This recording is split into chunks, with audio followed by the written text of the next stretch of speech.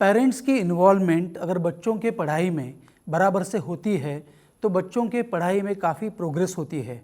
Scholar students के parents उनके बच्चों के पढ़ाई में इन 3 बातों पर फोकस करते हैं। First is time, money and energy. आप बच्चों को टाइम ज़्यादा दो या कम दो, लेकिन उन्हें डेवलप करने में, मतलब पढ़ाई में और संस्कारों में आपने हर रोज़ इफ़ेक्टिव टाइम कितना दिया है, ये बहुत ही इम्पॉर्टेंट होता है। लेकिन ऐसा भी हो सकता है कि आप पूरा दिन सिर्फ उनके साथ हो और आपके ही काम में बिज़ी हो, आप व्हाट्सएप पे हो, फेसबुक पे हो, इंस्टाग्राम पे हो, या मेल्स चेक कर रहे हो, या सोशल मीडिया पर हो, या आप आपके खुद के घर के काम कर रहे हो, तो आपका बच्चों के डेवलपमेंट में उस दिन का कंट्रीब्यूशन ज़ीरो है। बहुत से पेरेंट्स मुझे ये बोलते हैं कि हम बिज़ी हैं तो हम उनके पढ़ाई में उतना टाइम नहीं दे सकते हैं। तो मेरा उन पेरेंट्स से ये कहना है कि आप इतने बिज़ी भी नहीं हो कि आप 3 दिनों से आपने ब्रश भी नहीं किया है, आप नहाए भी नहीं हो, आप 8-8 दिन नहाते भी नहीं हो, आप तो ब्रेकफास्ट भी नहीं करते हो, लंच नहीं करते हो, डिनर नहीं करते हो, क्योंकि आप बिज़ी हो। पूरे दिन में आपने व्हाट्सएप पर चैटिंग नहीं किए है, या बिज़ी होने की वजह से आज आप टॉयलेट भी नहीं गए हो, आप एक हफ्ते से ये सभी काम कर ही नहीं रहे हो। आप फ़ोन पर रिलेटिव्स या दोस्तों से भी बात नहीं कर रहे हो, ऑफिस में ही आप बहुत काम है इसलिए ऑफिस में ही रह रहे हो, आप घर पर भी नहीं आ रहे हो, आपने व्हाट्सएप पिछले 10 दिनों से देखा भी नहीं है। तो सचमुच आप इतने बिज़ी भी नहीं है कि आप दिन के आपके बच्चों के लिए 15 या 20 मिनट नहीं दे सकते हो। अब पेरेंट्स मुझे पूछते हैं कि ठीक है सर, हम पढ़ाई में इंटरेस्ट लेने के लिए तैयार हैं, तो आपको क्या लगता है कि हमें क्या करना चाहिए? तो मेरा ये कहना है कि पहले आप YouTube पर मेरी एक सीरीज़ है, जिस सीरीज़ का नाम है मेकिंग ऑफ स्कॉलर स्टूडेंट्स, उसके सभी पार्ट्स कम से कम 4 या 5 बार देखो। उसमें सब डिटेल में मैंने समझाया है कि आपके बच्चों को अगर स्कॉलर बनाना है, या अगर वो स्कॉलर है तो और स्कॉलर बनाना है, या स्कॉलर ही रहना है तो उसके लिए क्या करना है, ये इसमें मैंने बोला है। अब आपको इन 11 पॉइंट्स को फॉलो करना है जो अभी मैं बोलने वाला हूँ। First, check notebook every day. इसमें आपको ये देखना है कि वो स्कूल या क्लास की नोटबुक कंप्लीट करके घर पे आ रहे हैं कि नहीं, या इनकम्प्लीट रख कर ही घर पे आ रहे हैं। तो आप आपके स्कूल के व्हाट्सएप ग्रुप से अगर उनके नोटबुक इनकम्प्लीट है तो उसके किसी दोस्त के नोटबुक के फ़ोटो लेकर उन्हें कंप्लीट करने के लिए उसके साथ बैठो।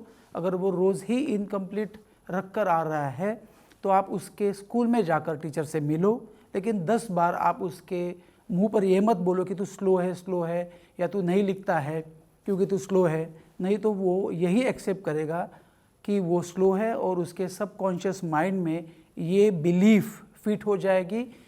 Second, revise same day. आज उसे स्कूल में जो भी लेसन स्कूल में या क्लास में पढ़ाया है तो आप उससे उस लेसन को टेक्स्ट बुक से रीड करवाओ, या अगर आपको कम से कम समय में ज़्यादा पढ़ाई करनी है तो आप हमारे home revise audio visual animated software से उससे फास्ट पढ़ाई करवा सकते हो।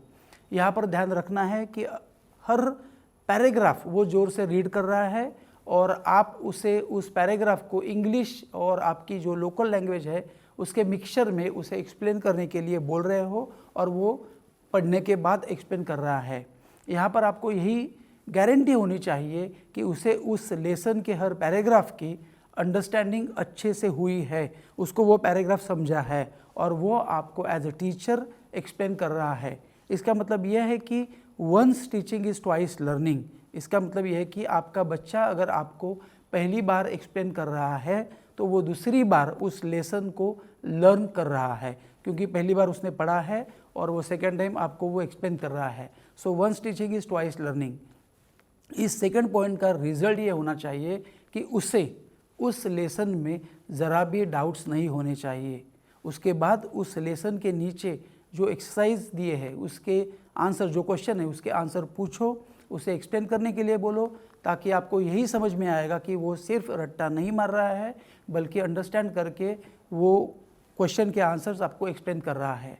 आजकल बहुत से क्वेश्चंस लेसन के नीचे दिए हुए एक्सरसाइज से भी आते हैं और लेसन के अंदर से भी आते हैं, तो आपको उसके लेसन की अंडरस्टैंडिंग पर फोकस करना होगा। पॉइंट नंबर 3 देखते हैं, pre preparation of question paper and it's pattern. So question paper का स्कूल हो या बोर्ड के एग्ज़ाम हो, उनके क्वेश्चन पेपर का एक पैटर्न होता है, तो उसका प्री प्रिपरेशन हमें करना ज़रूरी है। स्कूल या बोर्ड के पिछले 3 या 4 साल के क्वेश्चन पेपर्स आपके पास एकेडमिक ईयर के शुरुआत में ही होने चाहिए, तब आप उनके उपयोग से पेपर पैटर्न पहले ही जान सकते हो। मतलब सीन पैसेजेस कितने हैं, अनसीन कैसे है, पोइम्स के सीन अनसीन कैसे आते हैं, ग्रामर में क्या आता है, राइटिंग स्किल में क्या आता है, मतलब इनमें क्या क्या है, और वो देखने के बाद ही आपकी साल भर की पढ़ाई की प्लानिंग ईजी हो सकती है। 4th पॉइंट ये है राइटिंग प्रैक्टिस। साइंस के डायग्राम्स हो या क्वेश्चंस के आंसर हो या मैथ्स के सम्स हो, उसे रफ बुक में लिखने के लिए आपको उसे बोलना चाहिए या बिना देखे क्वेश्चंस के आंसर्स, मैथ्स के सम्स, डायग्राम्स, ये सभी लिखना बहुत ज़रूरी होता है। बहुत से स्टूडेंट्स सिर्फ सम्स पढ़ते हैं, वो सॉल्व नहीं करते हैं, लिखते नहीं है। आपको सम्स लिखकर सॉल्व करने होंगे, वैसे ही क्वेश्चंस के आंसर भी लिखने होंगे। देन 5th पॉइंट देखते हैं एक्सेप्टेड मेथड और आंसर। मैथ्स के सम सॉल्व करते समय उसके स्कूल में कौन सी मेथड एक्सेप्टेड है, ये आप पहले जानो। यही आप उसे यूज़ करने के लिए कहो, जो उसे स्कूल के नोटबुक में दिए हुए जो सम्स स्टेप वाइज सॉल्व करने के लिए वैसे ही बोलो।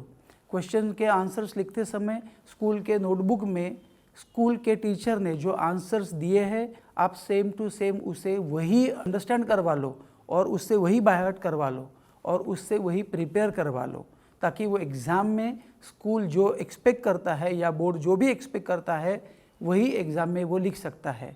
Point number 6 tables. जैसे केमिस्ट्री में पीरियोडिक टेबल है, वो उससे बाय हार्ट होने चाहिए। मैथ्स में trigonometry, integration and derivatives, biology में किंगडम क्लासिफिकेशन, फाइलम चार्ट है, ये सभी उससे बाय हार्ट करवा लो। 7th पॉइंट है pre preparation.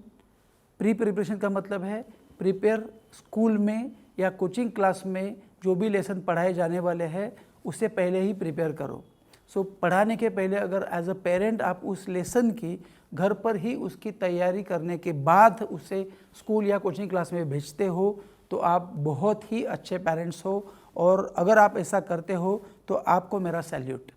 Point number 8 revision chart. Academic year के शुरुआत से एग्ज़ाम तक हर लेसन और उसके सभी आंसर्स रेगुलर इंटरवल में कम से कम 8 से 10 बार बिना देखे बोले जाने चाहिए और 5, 6, 7 बार बिना देखकर उसे लिखना ज़रूरी है। यही होती है scientific revision. Then point number 9 SAL, मतलब SAL serious about life. Reading of motivational stories और watching motivational stories on YouTube, इससे आप उसके सीरियस अबाउट लाइफ सैल पर काम कर रहे हो, मतलब सीरियस अबाउट लाइफ, उसको लाइफ में सीरियस बनने के लिए मोटिवेशनल स्टोरीज़ या मोटिवेशनल वीडियोस बहुत काम करते हैं। लाइफ में सीरियस होने के लिए मोटिवेशनल बुक्स और यूट्यूब के फ्री वीडियोस आपको 100% काम आने वाले हैं। वैसे ही आप पेड ट्रेनिंग प्रोग्राम भी ले सकते हो और उसे उसके लाइफ में सीरियस कर सकते हो। Then point number 10 be his friend. You must spend some time with him और हर टू वॉच मूवीज़ और कार्टून्स, मतलब फ़न रिलेटेड एक्टिविटीज़ आप उसके साथ करो, मतलब आप उनके अच्छे दोस्त बनने की कोशिश करो। मैं ये नहीं बोलता हूँ कि आप उसके दोस्त बनो, बट काइंड ऑफ दैट आप उसके दोस्त बनो।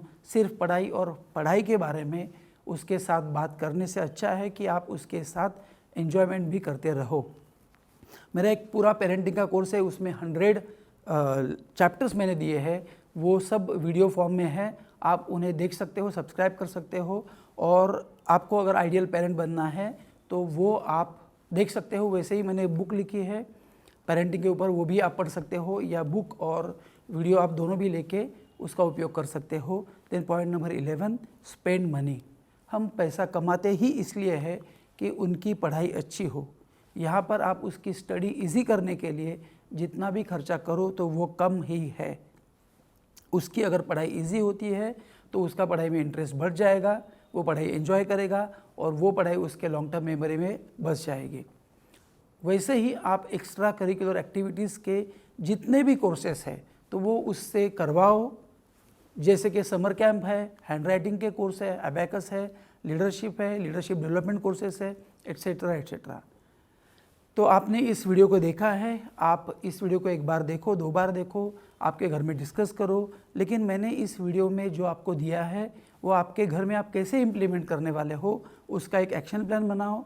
अगर आपको कुछ भी डाउट है तो आप हमें 8080972972 इस नंबर पर कॉल कर सकते हो, हम आपसे बात करेंगे। और अगर आपके घर में पढ़ाई में कुछ भी प्रॉब्लम है तो वो हम सॉल्व कर सकते हैं।